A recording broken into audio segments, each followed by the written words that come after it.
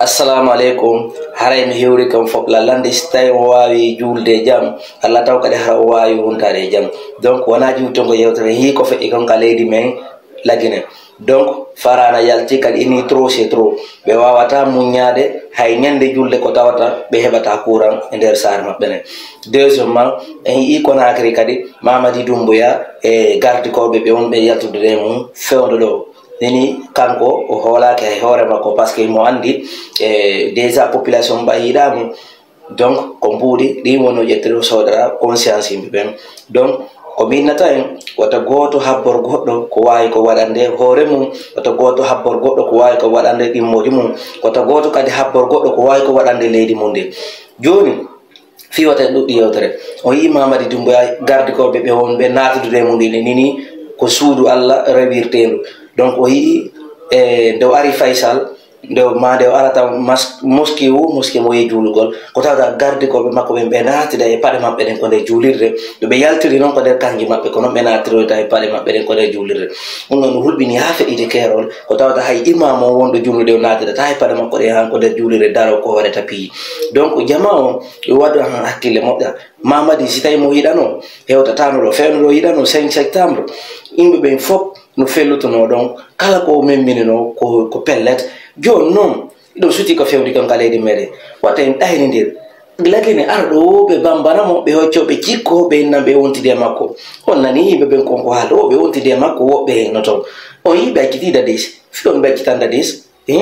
ko jouer be on joude e andano be ko to me pièce andi ko sino wadde formide bandiyaga ay bataro tapom ko nyande o holi o resisi jodi ke ko don beita tam alpha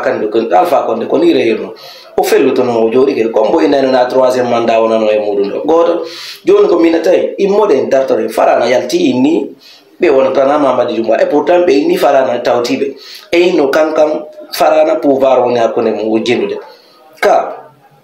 be kiti o ya fore be ni mo joni woto jonno na jego zude jonno farana yalti ni wata be yo be Mamadi Doumbouya so jabi yo yaltir ko damga nyana e karam ko be yeru andu be ko fala be yaltude be na Mamadi Doumbouya yaltir ko damga nyana simo fala jam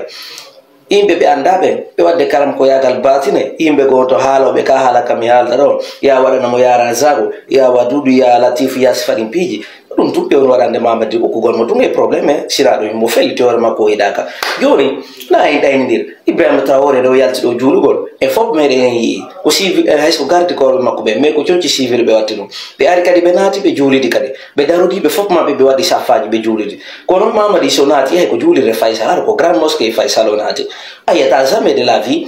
be hay garde ko makko be no sujjado fiyo no parce que hare mo huli tumbo to be turado ni goddo iwra ba mabbe fettinam hay ka wala re ala go parce que ça wadi coup d'état hare ya hol na ki sawatana lila ay o be gallagina ardo be wontide makko be inna be wontide arale ko gonno to problème ay ka acce ko golo ya problème wattani hila moja itten sikke ko hore me Mamadi ndare o ata gere lagine ndare no fungitori kono waye gere lagine kono waye gere lagine ibe wontum contre be yaltene no fodo sigiri fufi contre himbe be